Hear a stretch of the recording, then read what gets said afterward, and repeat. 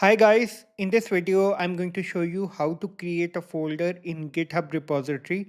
So first of all, let me just go to the Google search bar and I'll type GitHub and I'll open my GitHub account and I will go to my repository. So let me just pick one repository. I'll pick this customer repository. I'll go to this repository, and in order to create a folder over here, so what I will do, I will just go over here, add file, create new file, and then I will give name project. Let's say the name of my folder is project and then backslash, and then I will give the file name readme.txt, and over here I will write please subscribe